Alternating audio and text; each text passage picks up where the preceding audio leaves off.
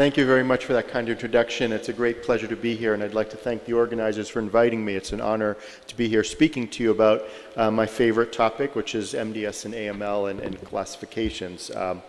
So as you're aware, we have had myeloid classifications and just how it's evolved since 2016. The initial 2016 classification was published in Blood, and I was involved with that.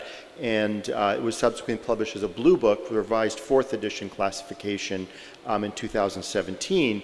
But as you might be aware, in 2022 there was a split, and 2 classifications were actually issued, both published around the same time, one in Blood and one in leukemia. The original, the WHO, which involved a different group of people, published in leukemia, and will publish the blue book of the 5th edition in either late this year or early 2024.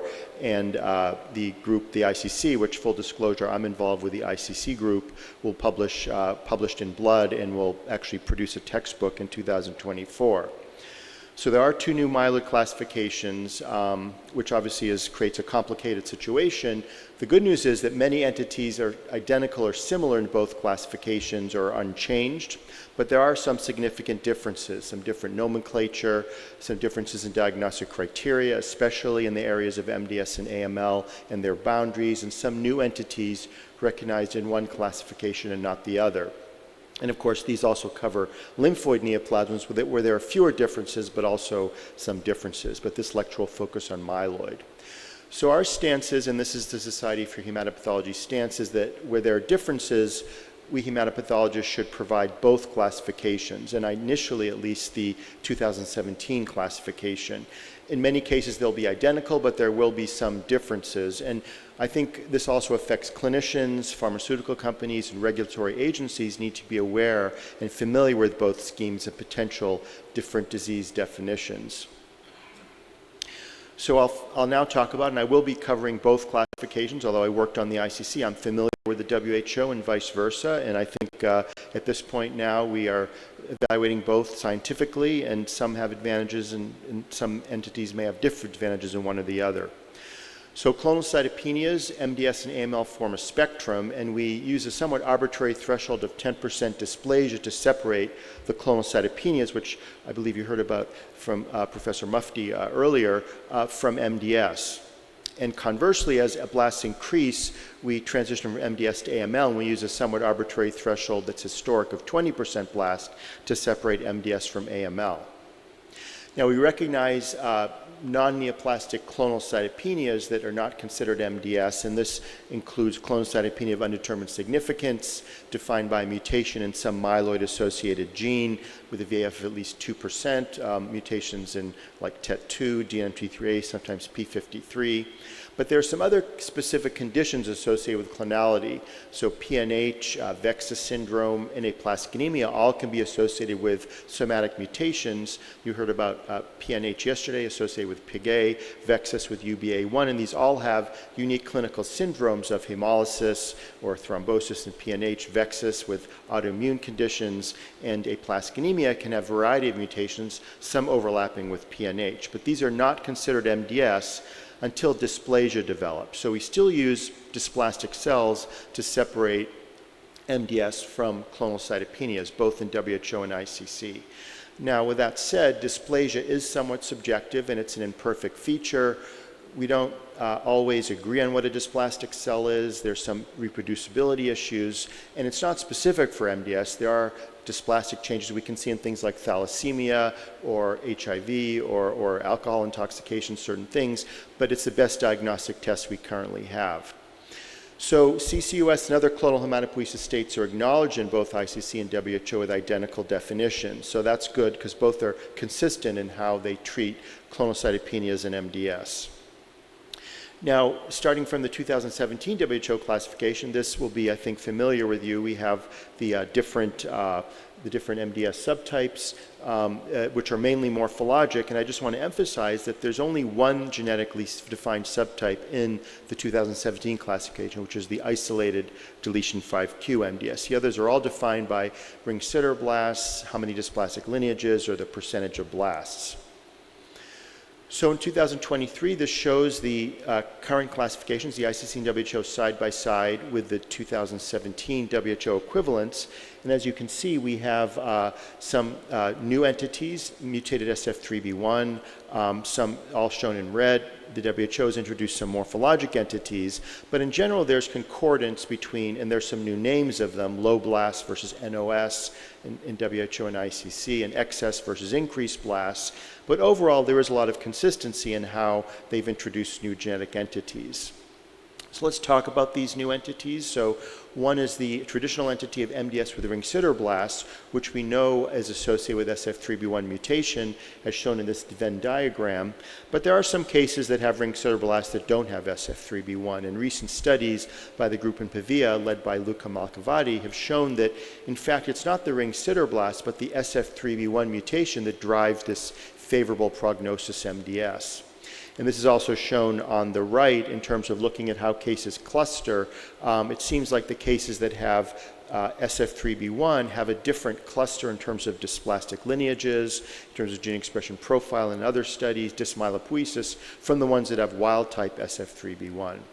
This suggests that we really should define the disease not by the ring sideroblast, but instead by the SF3B1 mutation, which does exclude about 25% of cases that have ring sideroblast but don't have SF3B1. And that defines a more homogeneous entity. So in fact, both WHO and ICC created a new genetic MDS group of MDS with mutated SF3B1, which about 70% overlaps with MDS with ring sideroblast, but is a more restricted group defined by the mutation. And I've highlighted in yellow some of the changes. The ICC includes a VAF cutoff of SF3B1, whereas the WHO does not. And there are some other minor exclusions in the ICC that are not very common. And in the WHO, in recognition that not all labs may have access to NGS, allows there to ring sideroblast as substitute if SF3B1 mutation status is unknown. However, the ICC does not allow this because the idea is that to complete the workup of MDS, NGS should really be done, and we should look for SF3B1 mutation. And the cases that don't have SF3B1 definitely have a poor prognosis. But otherwise, they're very similar definitions. Now, the other genetic entity that's new is TP53 mutated MDS, and this is really a primary aggressive disease. We think of MDS as the blasts increase, it progresses from lower grade to higher grade and then eventually to AML, whereas P53, when it's present in MDS, the patients do very poorly even if they have no increase in blasts. And this represents about 10% of MDS cases. It's frequently associated with therapy relatedness, and it's almost always associated with a complex karyotype and genetic instability.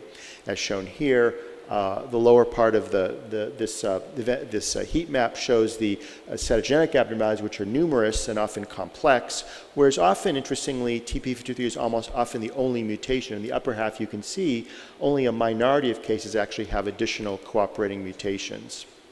It also seems in studies done by Ellie Papanuil's group, led by Elsa Bernard, that you have to have multiple mutations or multiple hits to P53 locus or biallelic inactivation to realize the aggressive disease phenotype. In the second, you have usually one P53 mutation that inactivates one allele, and the second allele is deleted by loss of chromosome 17p or a mutation in the second allele.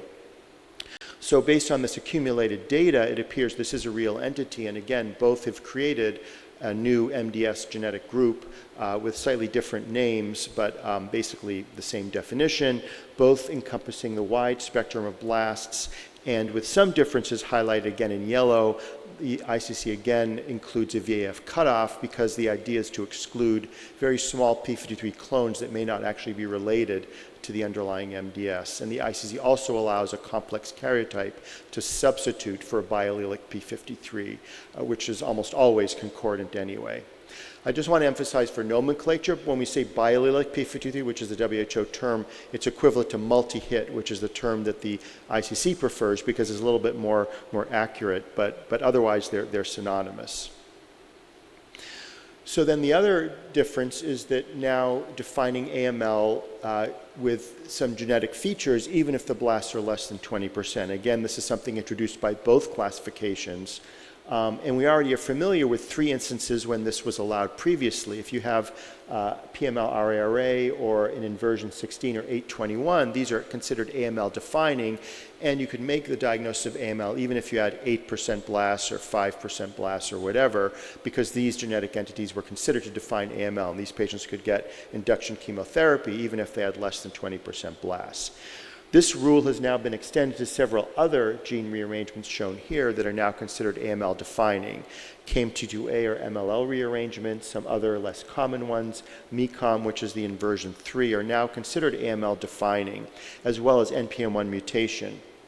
Now, there's, again, a slight difference here. The ICC applies a minimum 10% blast threshold, the idea being that cases that have no increase in blasts, there are rare cases of, for example, NPM1 mutated myeloid neoplasm that has 2% blasts, and some of those patients may be stable, so I think the idea is we'd be uncomfortable treating them with induction chemotherapy if there's no increase in blasts until we accumulate more data. So the ICC was more conservative by saying you have to have at least 10% blasts to call this AML and qualify for induction intensive therapy, otherwise wait until the blasts begin to increase before treating intensively, whereas the WHO does not include that threshold. Again, I want to emphasize that cases that have any of these abnormalities with less than 10% blasts are very rare. Now, a change that the ICC made, now moving away from the genetic entities I've talked about, there's also a change the ICC made in the blast percentage defining AML based on some accumulating data that there are cases that can be treated intensively or resemble AML that have less than 20% blasts. And this is based on some studies in collaboration with Eli Esty that show that when you have an AML type mutation that develops as an MDS progresses, often it develops before the blasts reach 20%. And also cases that have the higher range blasts in MDS share some genetic features from AML that have 20 to 29% or oligoblastic AML. We know that the blast percentage correlates poorly with mutations. I think one idea is there's this concept that MDS versus AML is like a colonic adenoma versus carcinoma, and you get this outgrowth of blasts in a mutated entity. And that's not, I think, really conceptually what happens. As MDS progresses to AML, I think a better way of thinking it is it becomes more maturation impaired, and the blasts increase because the clone is maturing less and less, not because you have some separate new tumor that's arising within the MDS. And also, as shown in Seattle and some places that have actually done this for years, patients with 10 to 19% blasts can be treated successfully with AML-type chemotherapy. And in this study, Eli Esty's group found that there was no difference in the outcome in multivariable analysis in patients who were treated intensively if they had 10 to 19% versus more than 20% blasts. Other things define the outcome, like ELN subtype, the performance status, and the age, and whether the patients went on to a transplant. So based on this evidence, the ICC created a new category of MDS/AML overlap group. And I know this has been a little bit controversial. Some people say, oh, the ICC has dropped the blast threshold for AML to 20 to 10%. That's not true.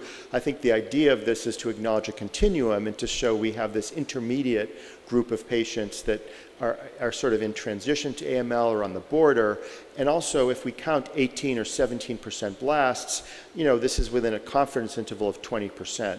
This only applies to adult patients. That's important. Pediatric cases continue to be called MDS with excess blasts up to 19%. And the idea of this was to open up patients to eligibility for AML trials and to study them further and to determine which patients in this group should be treated potentially as AML versus MDS, which patients should be eligible for more aggressive therapy. It's probably not all patients, but maybe patients who have, for example, RAS pathway mutations or patients with more than 15% blasts. Until we study this group, we won't know which patients within this group will benefit from being treated intensively versus being treated less intensively with MDS-type therapies. Just a word about morphology in MDS. So the ICC retains single versus multilineage distinction. The WHO has made this optional. Conversely, the WHO has introduced 2 new morphologic subgroups of MDS, hypoplastic, defined as an MDS with a low cellularity.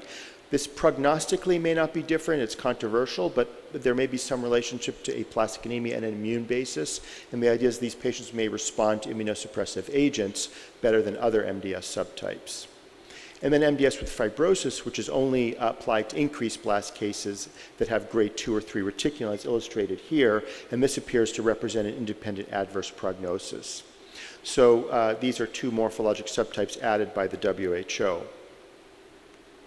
So to summarize, we have both genetic and morphologic determinants of subtype, and this shows how the hierarchy of classification would work in MDS, which is, by the way, the same for WHO and ICC, and I've highlighted these and color-coded in green is the concordant classifications that are the same for both. So first we question whether there's a P53. If there is, biallelic, we call it MDS with mutated P53.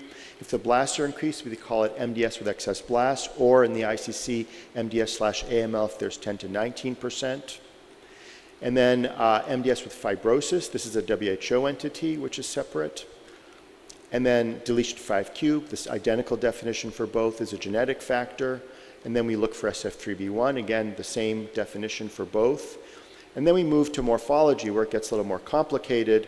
If you don't have any genetic features, if you don't have excess blasts, you call it low blasts or NOS, which are basically synonymous, but the ICC goes further to separate these based on how many dysplastic lineages, whereas the WHO ignores the dysplastic lineage and instead looks for hypocellularity and ring sideroblasts. And so those are additional features if the SF3B1 is wild type that are considered in the WHO. So overall, I think by including both, we can actually give a sort of more full diagnosis. And so I think we can apply these by putting both diagnoses and following this hierarchy and benefit patients by giving, again, more information in their diagnosis. So in the last few minutes, I'll just sort of try to whirl through other classification entities in that myeloid. So MPNs, they're fortunately essentially no significant changes except the WHO no longer recognizes accelerated phase CML, and the WHO also moved JMML to the MPN group, but otherwise kept the definition very similar.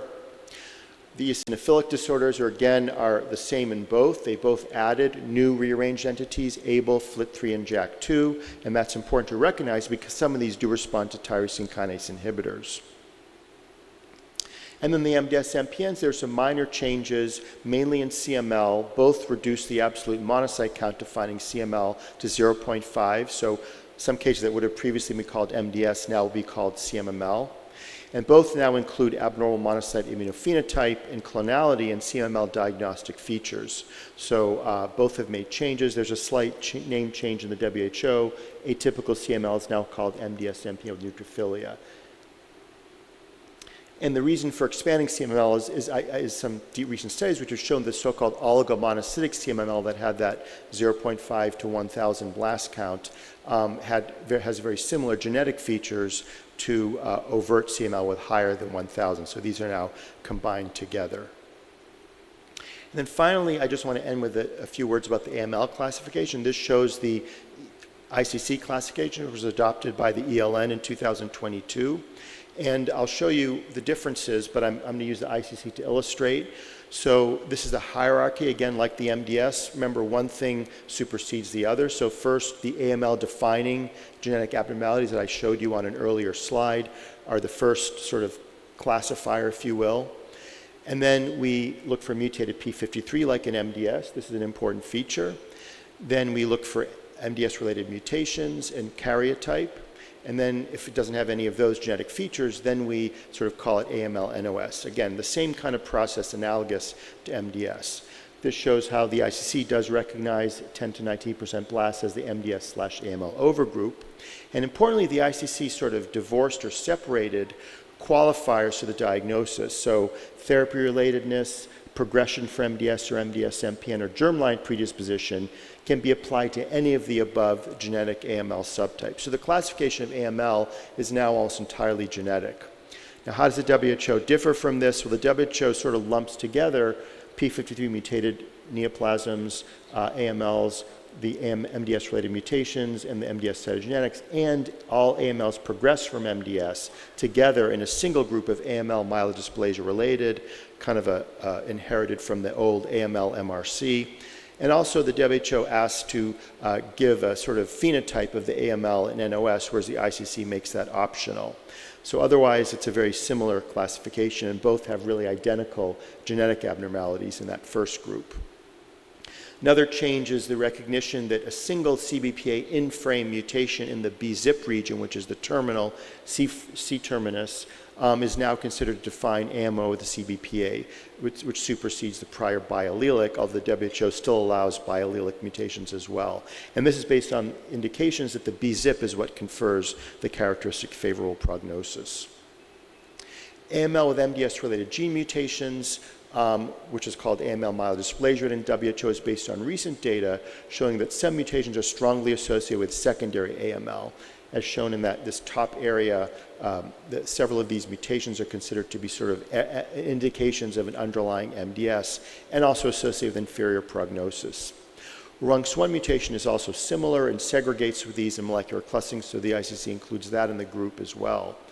And the ICC, but not the WHO, includes a separate TP53 mutated AML entity.